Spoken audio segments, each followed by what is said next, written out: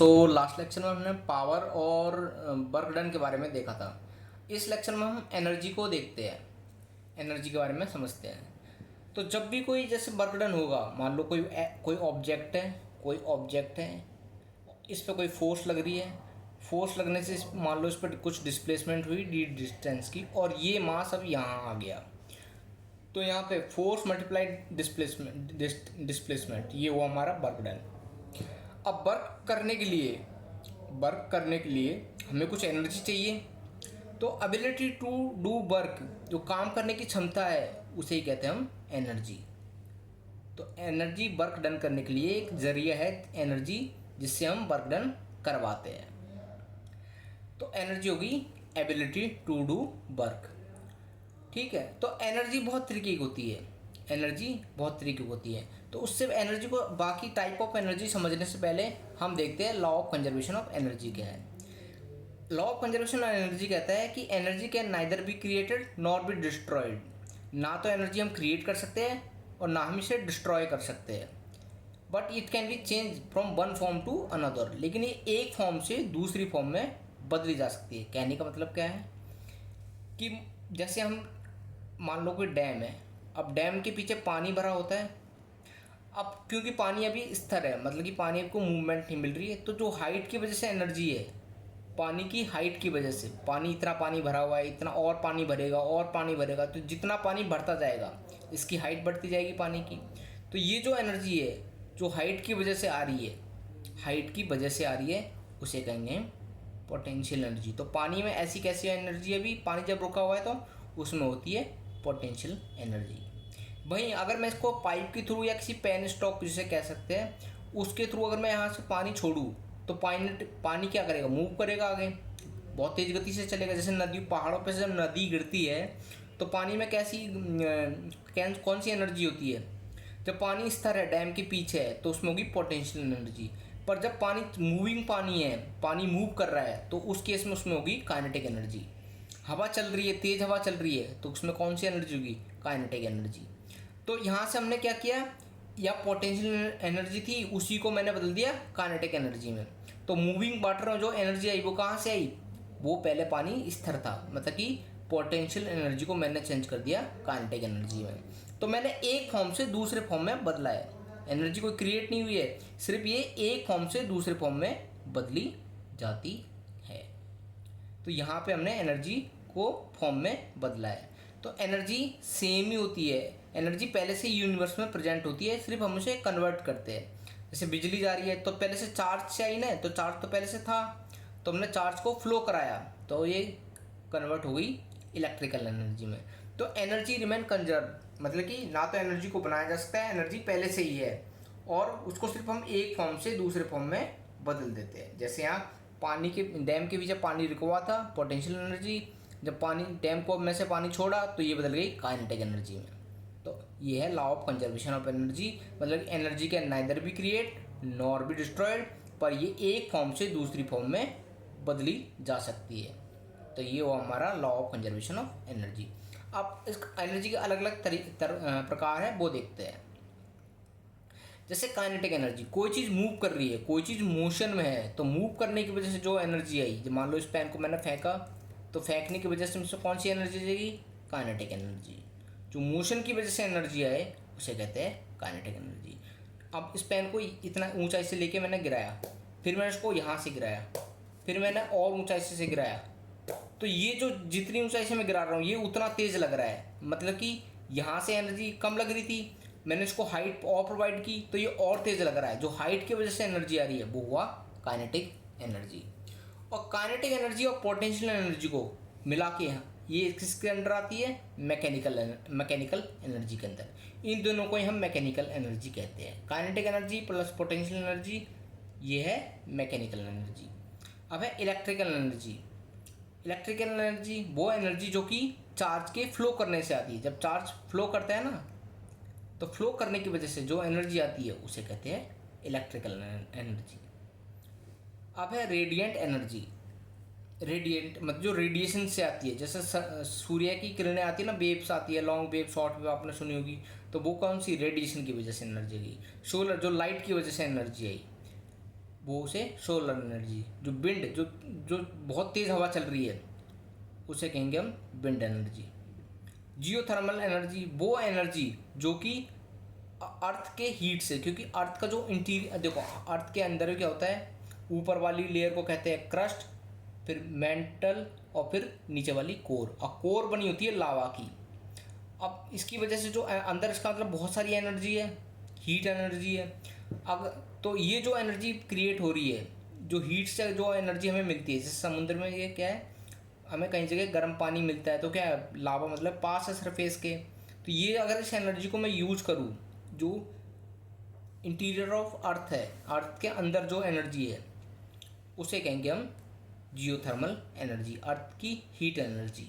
Nuclear energy जो कि atomic forces की वजह से जो एलिमेंट्स होते हैं ना, हैवी एलिमेंट, हैवी मेटल्स वगैरह, उनसे जो एनर्जी जनरेट हो रही है, वो ही न्यूक्लियर एनर्जी। इलास्टिक एनर्जी, जो इलास्टिसिटी की वजह से एनर्जी जनरेट हो रही है, उसे इलास्टिक एनर्जी। साउंड एनर्जी, जो कि जैसे मैं बोल रहा हूँ, तो ये कौन सी एनर्जी है, साउंड एनर्जी है। ठीक है, ये हुई हमारी साउंड एनर्जी, ये हो गई हमारी साउंड। तो काइनेटिक एनर्जी को अगर मैथमेटिकली देखूँ, तो मैथमेटिकल फॉर्मूला होता है half into mass into velocity. तो जैसे जैसे वेलोसिटी बढ़ेगी किसी चीज़ की, मान लो मास सेम है 2 kg, यहाँ पे भी 2 kg के बाद मास को मैं अगर थ्रो करूँ, 2 kg की बाल है उसको मैं थ्रो करूँ, और वेलोसिटी उसकी डबल, वेलोसिटी मान लो उसकी v1 थी, बाद में मैंने उसको v2 कर दिया, तो v2 जैसे वेलोसिटी बढ़ाऊंगा उसकी काइनेटिक एनर्जी भी बढ़ती जाएगी। या तो मास बढ़ा लो या काइनेटिक एनर्जी बढ़ा लो। तो काइनेटिक एनर्जी मैथमेटिकली हम शो करते हैं half into mass into velocity का स्क्वायर। ये हुई हमारी काइनेटिक एनर्जी। केजी, मास को केजी में लिख लो और वेलोसिटी को मीटर पर सेकंड में। तो half into mass into velocity का स्क्वायर, ये हुई हमारी kinetic energy mathematically. Potential energy को अगर मैं मैथमेटिकली लिखना चाहूँ, पोटेंशियल एनर्जी को अगर मैं मैथमेटिकली लिखना चाहूँ, तो मैं पोटेंशियल एनर्जी क्या होगी, एम मास, उसको ग्रेविटी कितनी लग रही है उसके ऊपर, अर्थ की ग्रेविटी, या फिर मून पे चले गए तो 1/6 हो गई, अर्थ पे है तो 9.8 मीटर पर सेकंड स्क्वायर हो गया। और हाइट, कितनी हाइट पे मैं लेके जा रहा हूँ, जैसे ये 5 kg मास है, उसको 100 मीटर लेके चला गया ऊपर में, और वहाँ से मैंने छोड़ा। तो देखो जब मैं ऊपर लेके गया तो उसके अंदर कौन सी एनर्जी स्टोर हो गई, पोटेंशियल एनर्जी। मैथमेटिकली कैसे निकालूंगा, mgh, मास 5 kg, g 9.81 इंटू हाइट होगी 100 मीटर। ये हो गई हमारी पोटेंशियल एनर्जी, ये हो गई हमारी पोटेंशियल एनर्जी mgh, ये हो गई हमारी पोटेंशियल एनर्जी। ठीक है, तो हाइट की वजह से जो जनरेट हो रही है वो होगी हमारी पोटेंशियल एनर्जी। बाकी kinetic energy plus potential energy दोनों को मिला के बनती है हमारी मैकेनिकल एनर्जी। अब देख न्यूक्लियर एनर्जी समझते हैं। न्यूक्लियर फ्यूजन में देखो हैवी मेटल्स की वजह से होती है न्यूक्लियर फ्यूजन और न्यूक्लियर फिजन, इसमें 2 प्रोसेस होते हैं। न्यूक्लियर फिजन में क्या होता है, एक लाइटर न्यूक्लियाई और एक हैवी न्यूक्लियाई 2 टुकड़ों में टूटेगा, 2 फिर और 2 4 में, फिर ये 4 दोबारा 2 में और टूट जाएगा, 8 में, 8 में फिर 16 हो जाएंगे, ऐसे चेन रिएक्शन चलती रहती है। ये जो है वो न्यूक्लियर फ्यूजन, एटम बम में यूज़ करते हैं। ये न्यूक्लियर फ्यूजन हुई। न्यूक्लियर फ्यूजन में क्या होगा, ये हुआ न्यूक्लियर फिजन। और न्यूक्लियर फ्यूजन में क्या होगा, एक लाइटर न्यूक्लियाई कंबाइन होता है और एक और स्मॉल में हो जाएगा, मतलब 2 लाइटर मिले एक में कन्वर्ट हो गए, फिर 2 और मिले एक में हो गए। अब ये 2 भी आपस में कंबाइन होंगे और एक यूनिट बना देंगे। तो एनर्जी इसमें कंबाइन होती, इसमें जो एटम्स हैं वो कंबाइन होते जा रहे हैं। ये न्यूक्लियर फ्यूजन एनर्जी, जैसे ये कहाँ यूज होती है, जैसे चाइना ने जो आर्टिफिशियल सन बनाया था उसमें भी है, और जो सन में जो यूज़ हो रही है एनर्जी वो न्यूक्लियर फ्यूजन है। एटम बम जो बनता है वो है न्यूक्लियर फ्यूजन से। ठीक है, अगर आप, ये हुआ एनर्जीज के बारे में। अब मोशंस के बारे में हम नेक्स्ट लेक्चर में देखते हैं। मोशन को समझते हैं। तो मोशन जो है बेसिकली क्या होता है इन फिजिक्स, मोशन मतलब कि कोई पोजीशन, मान लो ये कोई ऑब्जेक्ट है और ये टी टाइम, मतलब t1 टाइम है, उसमें ये यहाँ पोजीशन पे है, t2 टाइम बाद ये मान लो इसकी पोजीशन हो गई यहाँ पे। तो ये टाइम के साथ पोजीशन का चेंज होना, समय के साथ जो इसकी पोजीशन है उसका चेंज होना, उसे कहते हैं मोशन। तो समय के साथ किसी ऑब्जेक्ट का पोजीशन चेंज होना उसे कहते हैं मोशन। मोशन भी देखो कितने टाइप के हो सकते हैं, जैसे ट्रांसलेटरी मोशन के, या फिर लीनियर मोशन भी कह सकते हो। जब ये स्ट्रेट लाइन में मूव कर रहा है, ये पोजीशन चेंज कर रहा है एक सीधी लाइन में ही, यहाँ था फिर यहाँ था फिर यहाँ था फिर यहाँ था, मतलब कि ये हुआ ट्रांसलेटरी मोशन, या कह दो लीनियर मोशन। रोटेशनल मोशन क्या होगा, व्हेन ए पार्टिकल और body move in a circular path, उसे कहते हैं रोटेशनल मोशन। मान लो जैसे अर्थ मूव करती है ना सन के अराउंड, वो हो गया हमारा रोटेशनल मोशन। फिर होता है हमारा ऑसिलेटरी मोशन कह दो या वाइब्रेटरी मोशन कर दो। मान लो जैसे कि पेंडुलम, मान लो ये पेंडुलम है, और या फिर कोई झूला देख लो आप, तो मान लो 2 सेकंड में ये यहाँ तक गया, एक्स डिस्टेंस तक गया 2 सेकंड में, फिर ये वापस आया 2 सेकंड में, फिर 2 सेकंड में ये एक्स डिस्टेंस तक यहाँ गया, फिर ये 2 सेकंड में वापस आया, फिर ये 2 सेकंड बाद यहाँ चला गया एक्स डिस्टेंस, फिर ये 2 सेकंड बाद दोबारा जीरो पाया, फिर ये एक्स डिस्टेंस मूव किया 2 सेकंड में, फिर ये दोबारा जीरो पाया। तो टाइम एक फिक्स टाइम में एक फिक्स डिस्टेंस से कवर कर रहा है। ये जो फिक्स डिस्टेंस कवर करना फिक्स टाइम में उसे कहते हैं ऑसिलेटरी मोशन, से पेंडुलम करता है। टू एंड फ्रो मूव करना, आगे पीछे मूव करना एक कॉमन पोजीशन के, एक कॉमन पोजीशन है, सेंटर है, सेंटर के आगे पीछे मूव करना, सेम डिस्टेंस मूव करना और एक सेम टाइम में, उसे कहते हैं ऑसिलेटरी मोशन। आगे अलग अलग क्वांटिटीज देखते हैं, जैसे वेक्टर क्वांटिटी जिसमें मैग्नीट्यूड हो, डायरेक्शन हो। जैसे कि ये फोर्स मान लो इस ऑब्जेक्ट पे ये फोर्स लग रही है F, अगर मैं इस ऑब्जेक्ट को हटा दूँ तो फोर्स किस डायरेक्शन में लग रही है, इस दिशा में लग रही है। तो जिसमें मान लो 5 न्यूटन की फोर्स लग रही है ऐसे, अगर ये ऑब्जेक्ट हटा दूँ तो फोर्स किधर जा रही है, इस दिशा में जा रही है। तो मुझे डायरेक्शन पता है और 5 न्यूटन की फोर्स पता है, मतलब 5 न्यूटन क्या हुआ इसका मैग्नीट्यूड, और डायरेक्शन क्या हुआ, ये वाले डायरेक्शन है। तो वो क्वांटिटी जिसमें मुझे डायरेक्शन पता हो और मैग्नीट्यूड पता हो, मैग्नीट्यूड पता है 5, डायरेक्शन पता है, तो वो हो गई हमारी वेक्टर क्वांटिटी, जैसे कि फोर्स वेलोसिटी। स्केलर क्वांटिटी वो क्वांटिटी जिसमें मुझे सिर्फ वैल्यू पता है, जैसे 40 डिग्री टेम्परेचर हो रहा है, मतलब कि कोई डायरेक्शन पता, कुछ बात कर रहे हैं डायरेक्शन के बारे में नहीं। 2:30 हो रखी है, 2:30, मतलब कि कोई डायरेक्शन का पता नहीं है, सिर्फ मैग्नीट्यूड नंबर पता है मुझे, जिसमें सिर्फ नंबर पता है। जैसे 40 किलो वजन है किसी का, तो 40 किलो, तो 40 किलो क्या है, मैग्नीट्यूड। ये हुआ हमारा स्केलर क्वांटिटी, वो क्वांटिटी जिसमें सिर्फ मैग्नीट्यूड के बारे में बताए, डायरेक्शन के बारे में कुछ मेंशन ना हो, वो हो गया स्केलर। एक होती है टेंसर क्वांटिटी जिसमें मैग्नीट्यूड, जैसे मान लो ये है हमारा कोई प्लेन,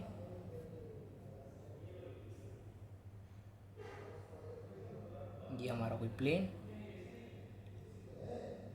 ये हॉरिजॉन्टल प्लेन, ये वर्टिकल प्लेन।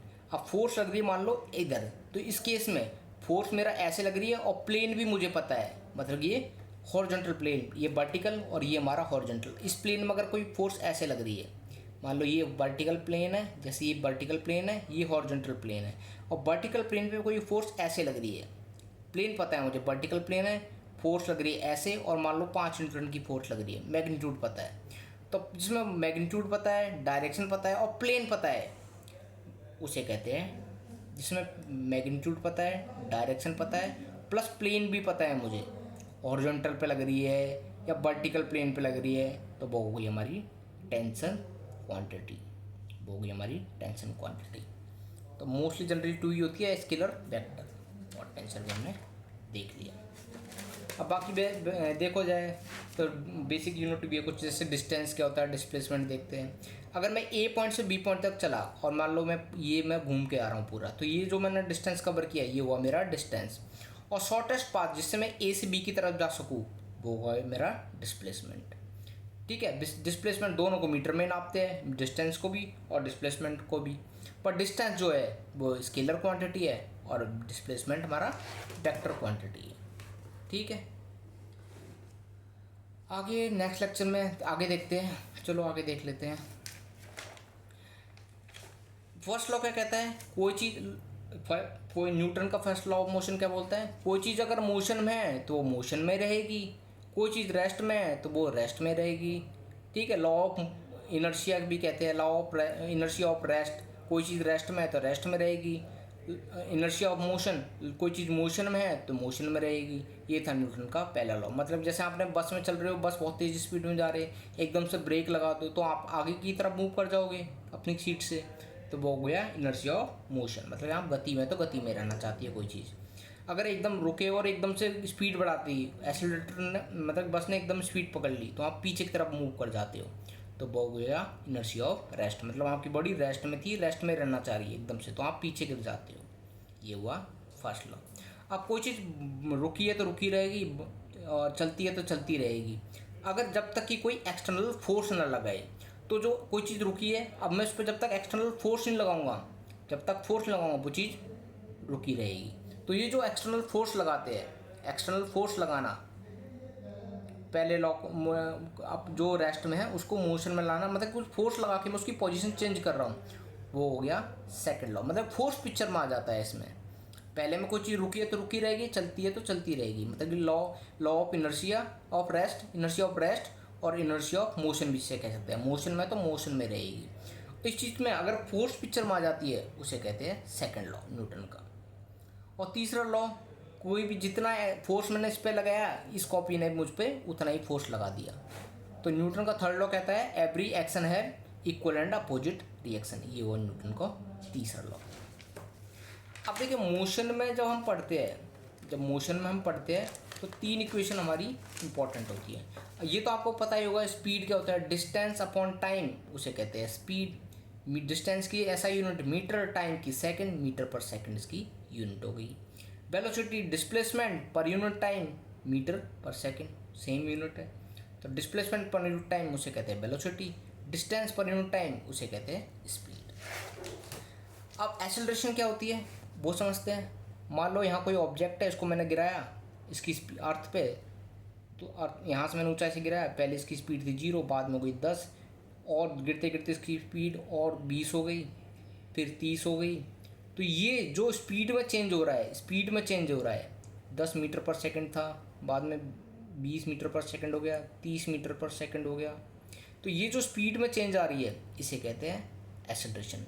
मतलब कि स्पीड पर यूनिट टाइम उसे कहते हैं एक्सेलरेशन।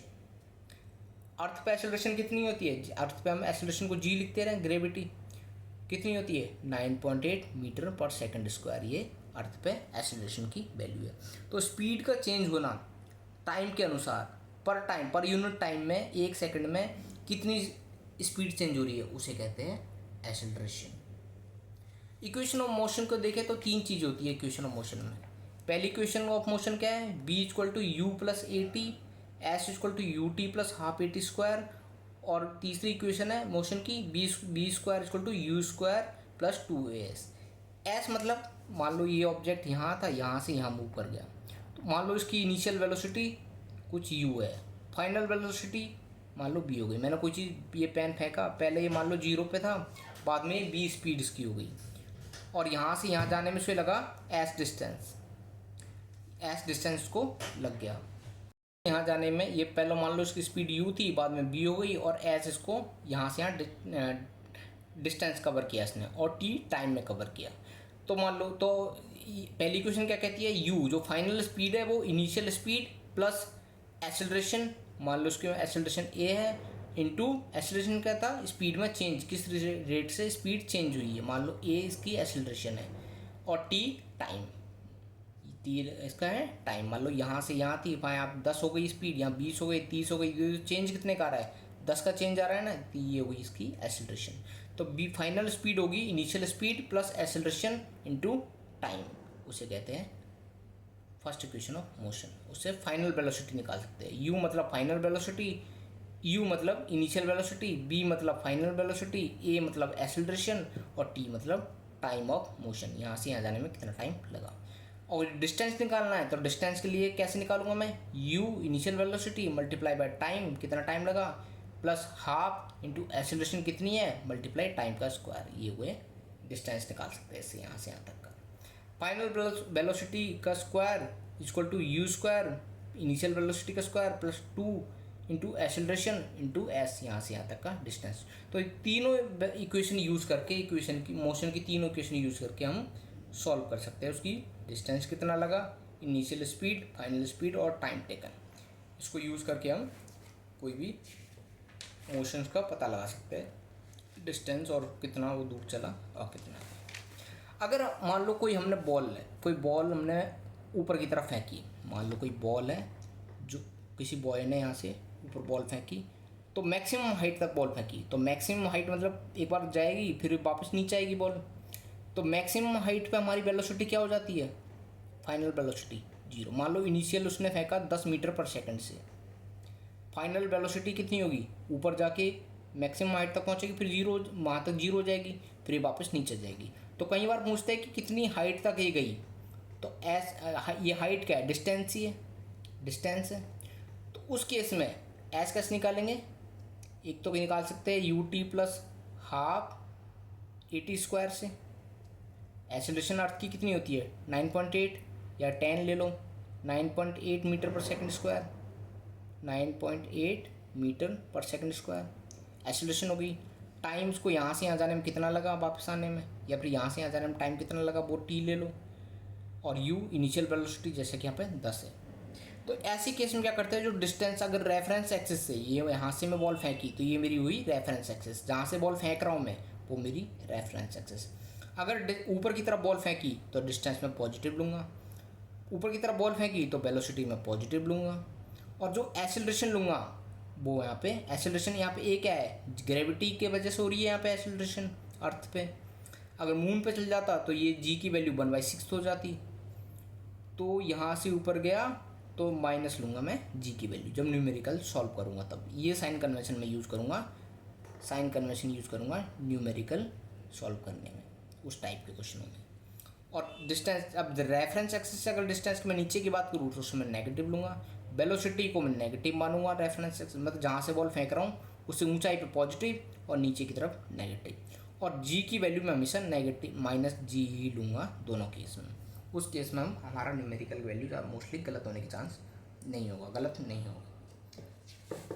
रिटार्डेशन, अगर आप एक्सेलरेशन को अगर आप नेगेटिव एक्सेलरेशन ले रहे हो, मतलब जी की वैल्यू अगर आपकी नेगेटिव आ रही है, ए की वैल्यू ए कह दो या जी कह दो, ए की वैल्यू अगर नेगेटिव आती है तो उसे कहते हैं, वैसे मतलब 0 फिर 10 हो गई, फिर 20 मीटर पर सेकंड, 30 मीटर पर सेकंड, ये तो हुआ पॉजिटिव एक्सेलरेशन, मतलब कि जी की स्पीड यहाँ पे बढ़ रही है। अगर उल्टा चलूँ मैं ऐसे 30 हो जाए, फिर 20 हो जाए, फिर 10, फिर 0, तो यहाँ पे क्या है, स्पीड हमारी कम हो रही है टाइम के हिसाब से, उसे कहते हैं नेगेटिव एक्सेलरेशन कह दो या रिटार्डेशन कह दो, या रिटार्डेशन कह दो, नेगेटिव एक्सेलरेशन, ए नेगेटिव है यहाँ पे तो उसे कहते हैं रिटार्डेशन। ठीक है, सो थैंक यू एवरीवन, आगे फर्दर लेक्चर्स में देखेंगे आगे नेक्स्ट टॉपिक।